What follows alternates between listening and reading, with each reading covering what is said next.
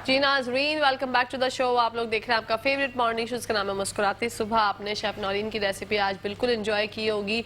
अब रस मलाई बनाना सिखाई है आज ब्रेड के साथ, और ये कमाल करती हैं। हमेशा एक दफ़ा ब्रेड के दही बड़े बनाना सिखाए थे, और आप यकीन जानिए नाजरीन, जब आप उसको टेस्ट करते हैं तो वो लगते नहीं है कि वो ब्रेड के हैं, वो लगते हैं कि जैसे नॉर्मल हम बेसन के बनाते हैं या माश की दाल के बनाते हैं, उससे भी लजीज लगते हैं। तो ये आज की रेसिपी जो आज शेफ नौरीन ने बनाई है, ब्रेड की रस मलाई, ये भी आपको यकीनन पसंद आएगी। अपने घर में ट्राई कीजिएगा, बच्चों को भी खिलाएगा, बड़ों को खिलाएगा, बूढ़ों को खिलाएगा और लुत्फ अंदोज हो जाएगा। इसी के साथ साथ हम लोग सब जो है अभी अचानक से ही इस अजीब से माहौल में जो है वो कश्मकश में मुब्तला है। हमें समझ नहीं आ रहा कि खुदा न खास्ता सिर्फ कराची, लाहौर, पेशावर, इस्लामाबाद और कोयटा, ये 5 शहर जो है वो बचे हुए हैं सैलाब से, वरना 60 to 70% जो है पाकिस्तान डूब चुका है। मैंने एक नक्शा देखा, उसमें जो रेड मार्किंग हुई थी नक्शे में, वो जो है वो डूबा हुआ पोर्शन था पाकिस्तान का, और कुछ पोर्शन जो था थोड़ा सा पोर्शन था जहाँ पर मतलब रेड निशान नहीं थे। तो उससे मुझे पता चला कि जो रेड पोर्शन बनाया गया है ये है जो कि डूब चुका है पाकिस्तान, सैलाब की नजर हो चुका है पाकिस्तान, ये उतना हिस्सा है।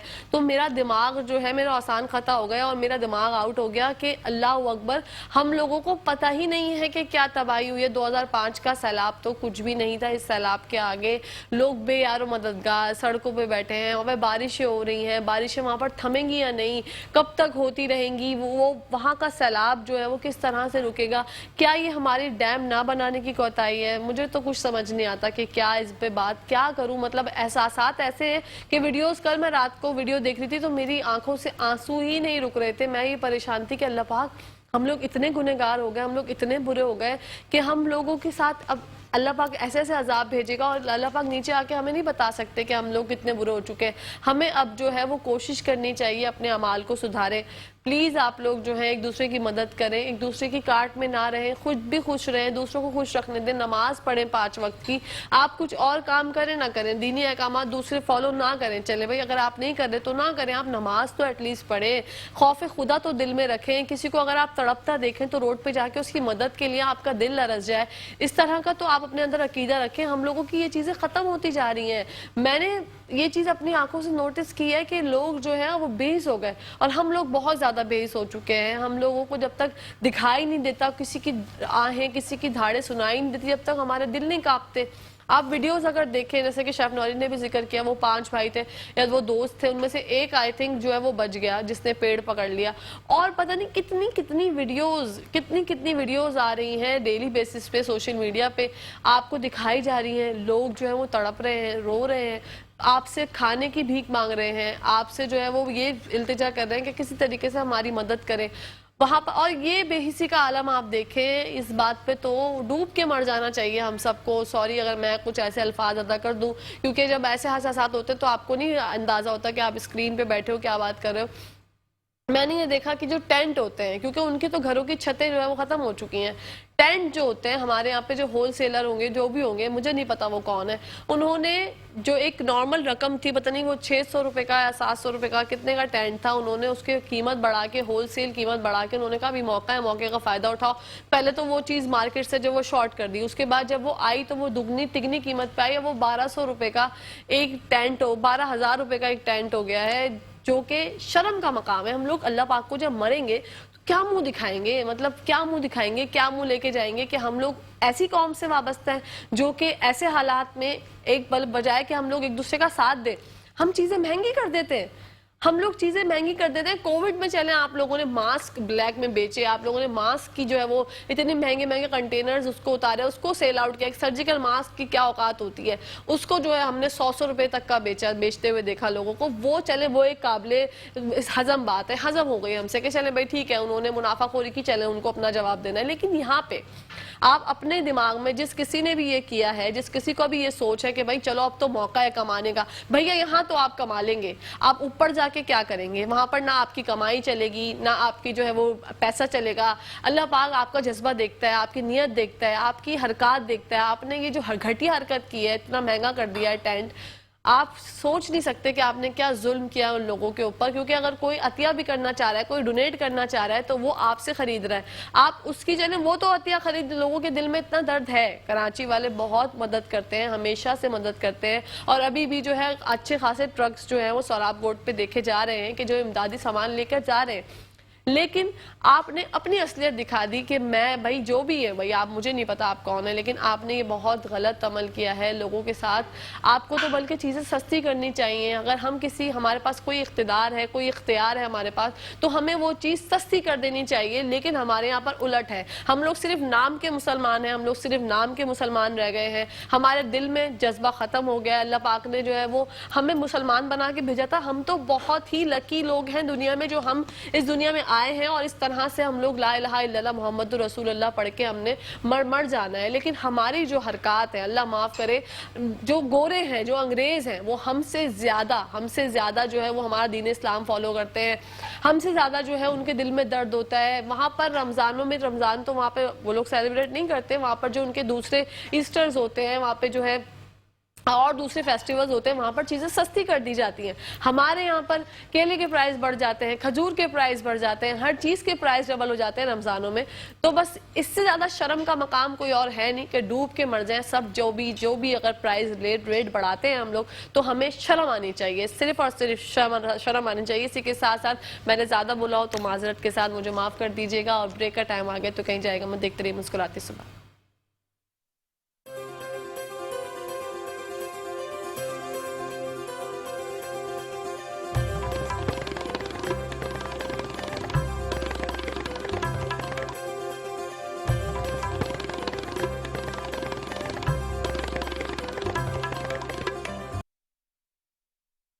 Welcome back to the show. आप लोग देख रहे हैं आपका फेवरेट मॉर्निंग शो जिसका नाम है मुस्कुराते सुबह। हमारे साथ लाइन पर मौजूद है रेजिमेंट सरदार सरफराज साहब। आइए बढ़ते हैं उनकी जानिब। अस्सलाम वालेकुम। जी वालेकुम अस्सलाम। कैसे हैं सरदार साहब? खुश आमदीद करती हूँ आपका अपने प्रोग्राम में। जी बहुत शुक्रिया जी, थैंक यू। सरदार साहब, सबसे पहले आपसे जानना चाहूंगी बारिशों का अहवाल, और ये जो सैलाब ने तबाही मचाई हुई है पूरे पाकिस्तान में। 60 से 70% पाकिस्तान जो है वो डूब चुका है, सैलाब की नज़र हो चुका है। मैंने बहुत से लोगों को बोलते हुए देखा है कि अब बस कराची की बारी है। तो अल्लाह ना करे, क्या इस तरह की सूरत हाल आपको दिखाई दे रही है? देखिए, जो तेज बारिशों का स्पेल था वो तो खैर काफी हद तक खत्म हो चुका है, खासकर साउथ से सिंध और बलूचिस्तान से बशमूल कराची। अभी कराची में आज रात में या कल दिन में कोई हल्की बारिश हो सकती है, और सैलाब जो बाकी जगहों पर चल रहा है उसका ऐसा सच अल्लाह ना करे कराची में कोई खतरा नहीं है, खदशा नहीं है। इसलिए कि जो ऑलरेडी सिंध में बहुत हैवी बारिश हो चुकी, तो वो कुछ उसका पानी खड़ा है। कुछ जो है दरियाई सैलाब जो दरियाई सिंध में इस वक्त मुल्क के शुमाली हिस्सों में मौजूद है, नौशहरा के मकाम पर, और उधर चश्मा, कालाबाग, तोनसा, उन एरियाज में, और सखर तक, सखर पे भी हाई फ्लड है इस वक्त। तो वो तो खैर जाहिर है कि उधर कोटरी से होता हुआ हैदराबाद के करीब से होता हुआ समुद्र में चला जाता है। कराची की तरफ उसके आने का कोई इम्कान नहीं है। ठीक है, तो लोग इस तरह की अफवाहें जो फैला देते हैं सरदार साहब, एक खौफ व हिरास जो है कराची के लोगों में मैंने देखा कि बस वो बातें कर रहे थे कि अब तो बस देखो हब डैम सब तक आया नहीं सैलाब और पूरा कराची जो है वो डूब जाएगा। लाहौर और पेशावर, इस्लामाबाद और कोयटा ही तो बचे हुए हैं 5 शहर, उसके अलावा तो पूरा पाकिस्तान डूब चुका है, सैलाब की नज़र हो चुका है। जी बिल्कुल ऐसे ही है। असल में वो ये जो सिंध और बलूचिस्तान में आपको पता है बहुत ज़्यादा बारिशें हुई हैं, बहुत गैर मामूली बारिशें हुई हैं। यानी उसमें कोई 800 मिलीमीटर, कहीं 1000 मिलीमीटर, कहीं एक स्टेशन पे नौशहरा फरोज में तो 1700-1800 मिलीमीटर बारिश हो चुकी। तो जाहिर है वो पानी ड्रेन आउट तो होता नहीं इतनी तेज़ी से, तो एक के बाद एक स्पेल आ रहा था, मुसलसल बारिश हो रही थी। पिछले 7 हफ्ते तकरीबन मुसलसल ही बारिश हुई है, सिवाय चंद जगहों के, बाकी सिंध और बलूचिस्तान के तमामी अजला में तो वो ऑलरेडी बारिश का पानी खड़ा है। तो असल में दरियाई सैलाब जो होता है उसका जाहिर है अपना एक वो है, जो एक बहाव है या रूट है, जिस तरफ से दरिया जाता है वो उसके करीबी एरियाज ही मुतासर हो सकते हैं जी। तो हब की जो आपने बात की तो उसमें पहले खदशा था कि बलूचिस्तान पे से जो पानी नीचे हब की तरफ, लेकिन वो अल्लाह का शुक्र है उसमें ऐसी कोई सिचुएशन नहीं हुई। तो कराची के लिए अब ऐसा कोई ऐसा खतरा नहीं है। अलबत्ता सिंध के कुछ अजला जो वही दरियाए सिंध के आसपास के इलाके होंगे, यानी उसके जो उसका जहाँ जहाँ से वो बहता है उसमें सखर हो गया, और नीचे नवाबशाह का एरिया, लाड़काना का एरिया, और नवाबशाह के साथ, दादू के साथ खासकर, तो उन एरियाज में हो सकता है कि नशेबी इलाकों में दरियाई पानी जो है जब सैलाबी कैफियत है तो कहीं ना कहीं जा सकता है। जी, तो सरदार साहब बारिशों के हवाले से जानना चाहूंगी कि बारिशें जो हैं क्या उन एरियाज में थमेंगी जहां पर सैलाब आया हुआ है, या वहां पे बरसती रहेंगी अभी भी बारिशें? नहीं, अब उतनी शिद्दत की बारिशें नहीं है जो पहले पिछले उस तक चल रही थी ना, परसों तरसों तक मुल्क के तूल व अर्ज में सभी जगहों पर हो रही थी। तो अब वो स्पेल काफ़ी हद तक सबसाइड कर चुका है, लेकिन जो बिल्कुल शुमाल मशरकी इलाके हैं पाकिस्तान के, जैसे गुजरांवाला, लाहौर, सियालकोट, नारोवाल, जो इंडिया के साथ लगते हैं, तो वहाँ पर कुछ ना कुछ मानसून हवाएं दाखिल हो रही हैं। वहाँ पर बारिश होती रहेगी किसी किसी जगह पर, लेकिन जिन बारिशों ने सैलाब की कैफियत पैदा की है उस तरह की बारिशें अब नहीं है अगले चंद दिन। अब एक तरह से हैवी स्पेल की मतलब ब्रेक एक तरह से। शुक्र अल्हम्दुलिल्लाह। कराची के हवाले से जानना चाहूंगी ये हफ्ता कराची के लिए कैसा रहेगा, बारिशें होंगी या नहीं होंगी? कराची में मैंने आपको पहले ही बताया ना कि लाइट रेन के चांसेस हैं। जैसे अब सी ब्रीज चल रही होती है, समंदरी हवा, उसके नतीजे में बादल अभी छाए हुए हैं। और पहले जो सिस्टम्स, वेदर सिस्टम या लो प्रेशर एरियाज मूव करके आ रहे थे भारतीय राजस्थान वगैरह के एरिया से, वो चीज़ अब नहीं है। तो अब इसके नतीजे में जो बादल छाए रहते हैं और समंदरी हवाएं चलती हैं, और उसके नतीजे में जो हल्के बादल आते हैं, तो लाइट रेन या ड्रिजल इसी तरह की इम्कानात हैं। तो ज़्यादा तेज़ बारिश का नहीं है अभी स्पेल। ठीक है सरदार साहब, पूरे मुल्क की ओवरऑल अगर मैं जानना चाहूँ तो क्या मौसम की सूरत हाल रहेगी इस हफ्ते की? इस हफ्ते भी देखिए उस तरह का बहुत हैवी बारिश का स्पेल नहीं है कहीं पर, लेकिन अभी जो एक हल्की सी सर्कुलेशन हवाओं की समंदर, कराची के जनूब में समंदर के अंदर बनने जा रही है, कोई कल बनेगी और परसों तक प्रिवेल करेगी। तो उसके नतीजे में जो जनूबी बलूचिस्तान है, उस लसबेला डिस्ट्रिक्ट, खाब और खुशदार, और फिर उनके जो शुमाल मशरकी इलाके हैं जो जनूबी पंजाब के साथ लगते हैं, बारखान और सिब्बी वगैरह, वहाँ पर कोई हल्की कहीं दरमियानी इस तरह की बारिश है, एक आध दिन या 1.5 दिन अगले उसमें है। और इसी तरह से शुमाल मशरकी जो इलाके हैं, जैसे लाहौर में गुज़श्ता रात और कल दिन को, फिर शाम को और फिर गुज़श्ता रात बहुत तेज़ बारिश हुई। तो वो मानसून हवाएं अब असल में जो उधर शिफ्ट हो गई हैं इंडिया के शुमाली हिस्से पर, अच्छा। और शुमाली हिस्सों से डिफ्लेक्ट होकर हमारे जो नॉर्थ ईस्टर्न पट्टी है, वही लाहौर, फैसलाबाद, गुजरांवाला, ऊपर सियालकोट, नारोवाल, उससे ऊपर इस्लामाबाद, और फिर खित्ता पोटवार, उन इलाकों की तरफ, कश्मीर की तरफ, उन इलाकों की तरफ जा रही है मानसून हवाएं। तो वहाँ पर बारिश रहेगी ऑन एंड ऑफ, लेकिन कोई बहुत ज्यादा तेज खतरे वाली बारिश अभी नहीं है अगले चंद दिन। अच्छा सरदार साहब, ये मौसम जो है इस दफा इस साल मैंने देखा कि मानसून की बारिशें बहुत ज्यादा मैंने अपनी लाइफ में खुद से आई विटनेस की, वरना इतनी ज्यादा बारिशें मैंने कभी नहीं देखी थी अपनी जिंदगी में। तो अब क्या हर साल इसी तरह की बारिशें हुआ करेंगी और हमें जो है एहतियाती तदाबीर करनी चाहिए, क्योंकि अब हर साल ऐसे ही होगा? नहीं, जरूरी नहीं है हर साल। असल में जो आपको पता है मानसून की बारिश हमारे पाकिस्तान की भी और बाकी पूरे साउथ एशिया की, ये कुछ टेली कनेक्शन होते हैं, कुछ फैक्टर्स पे डिपेंड करती है।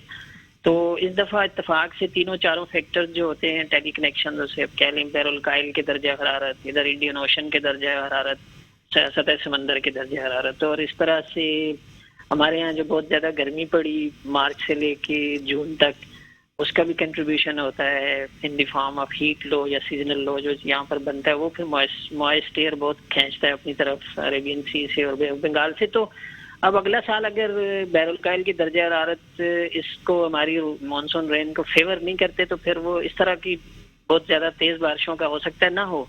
तो ये डिपेंड करता है उन टेली कनेक्शन पर, वो दूसरे जो फैक्टर्स होते हैं इर्द गिर्द के खित्ते के, वो किस तरह हैं मानसून के सीजन शुरू होने से चंद माह पहले। अच्छा। उस पे डिपेंड। जी सरदार साहब, ये जानना चाहूंगी कि पूरी दुनिया का क्लाइमेट वेदर जो है वो तब्दील होता देखा जा रहा है। यूरोप साइड पे इतनी ज्यादा गर्मी हुई थी कि वहां पे कितनी ज्यादा हलाकतें हो गई थी। तो ये क्या दुनिया का पूरा वेदर तब्दील हो रहा है, ये क्या, इसके बारे में आप थोड़ी रोशनी डालिएगा। जी बिल्कुल।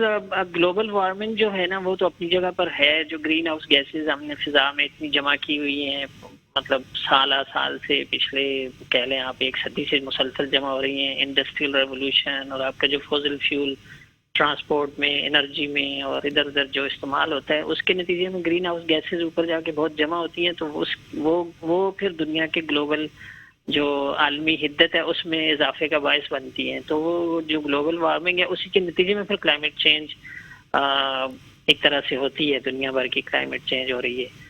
तो जब तक कि उसका तदारुक नहीं किया जाएगा, उसको रोका नहीं जाएगा, और फिर इस तरह की सिचुएशन ऑन एंड ऑफ आपको मतलब हर दूसरे चौथे साल फेस करनी पड़ सकती है। बिल्कुल सरदार साहब, क्या कहना चाहेंगे लोगों को, क्या पैगाम देना चाहेंगे? पाकिस्तान एक बहुत ही नाजुक मोड़ से गुजर रहा है, नाजुक दौर से गुजर रहा है। हम लोग जो है बहुत परेशानी में हैं। हमारा मुल्क का 70% हिस्सा जो है सैलाब में डूब चुका है। तो आप क्या कहना चाहेंगे नाजरीन से? देखिए, जाहिर बात है कि जो जिन लोगों की मतलब जानी नुकसान भी हो गया, 1000 से ऊपर अफराद इस सैलाब के नतीजे में, बारिशों के नतीजे में लुकमा जल बन गए और इस तरह से लोगों का लाइफ स्टॉक ज़ाया हो गया, लोगों की अमलाक, मकान, फसलें, ये सब चीज़ें बहुत डिस्ट्रक्शन हुई है। तो हमें सबको चाहिए कि इस कड़े वक्त में इत्तेहाद का मुजाहरा करें और एक दूसरे की हेल्प करें। जो फ्लड इफेक्टीज हैं उनकी भरपूर मदद की जाए। तमाम पाकिस्तानियों से मेरी यही अपील है। बिल्कुल। और हतल मकदूर उनकी जितनी मदद हो सके की जाए, क्योंकि ये वक्त किसी पे भी आ सकता है, कभी भी। बिल्कुल। बहुत बहुत शुक्रिया सरदार साहब आपका। Thank you so much. जी नाज़रीन, ये थे सरदार साहब डीजी मैट जो कि आपसे बात कर रहे थे, आपसे क्लाइमेट के हवाले से उनसे हमने गुफ्तगू फरमाई। आपसे यही इल्तिजा है, जैसे इन्होंने इतना खूबसूरत मैसेज दिया आप लोगों को कि अपने लोगों की मदद करें। आए एक दफ़ा फिर से हम लोग ये बात साबित करते हैं कि हमारे कौम का जज्बा इतना ज़्यादा है कि लोग हमारी मिसालें दिया करते हैं और हम इसी काबिल हैं कि जब हम पे कोई मुसीबत आती है तो हम उसका डट कर मुकाबला करते हैं। जो लोग साहिब इस्तिताअत हैं या जो नहीं भी हैं, अपने बारे में कल की फिक्र ना करें। आप एक डब्बा जो है, वो बिस्किट का डब्बा 160 रुपए का टिकी पैक का पैकेट आता है, आप वो तो दे ही सकते हैं। अगर आप कुछ नहीं कर सकते तो ये तो दे ही सकते हैं। जो भी आपको यहाँ पर इतनी सारी एनजीओज है, मैं नाम नहीं लेना चाहूंगी किसी का भी, लेकिन आप कहीं पर भी जिस पर आपका एतबार होता है, जिस पर आपका दिली एतबार है कि हाँ ये बंदा या ये शख्स जो है हमारे पैसे या हमारी जो हम अतिया कर रहे हैं चीजें वो वहां तक पहुंचाएगा, तो आप वहां पर जाके अपने दिल से, अपने हाथों से वो चीज जो है उनको प्रोवाइड करें। चाहे वो पैसों की सूरत में हो, चाहे वो चनों की सूरत में हो। देखिए, राशन वगैरह वहां पर जाना थोड़ा सा मुश्किल है कि वहां पे बारिशें हो रही हैं तो राशन गीला हो जाता है, पकेगा कैसे, 100 मसाइल हैं। लेकिन ये चने का, एक थैली चने की और एक डब्बा बिस्किट का और एक पानी की बोतल, जिसके पास जितना है वो उतना डोनेट करे, क्योंकि उन लोगों को हमारी ज़रूरत है। वो हमारे इंतज़ार में है, हमारी इमदाद के इंतज़ार में, और हम ये कुछ भी उनके लिए नहीं कर रहे। आप अपना अल्लाह से राब्ता जोड़ें, अल्लाह की राह में निकालें। लोग ऐसे मौकों की तलाश करते हैं कि हम जो है किसी वक्त जो है किसी ना किसी को कोई ऐसी चीज़ पहुंचाएं जिससे अल्लाह पाक खुश हो जाए। तो नाजरीन, ये वक्त है अल्लाह पाक को खुश करने का, अल्लाह पाक की रज़ा हासिल करने का और अल्लाह पाक से माफ़ी मांगने का।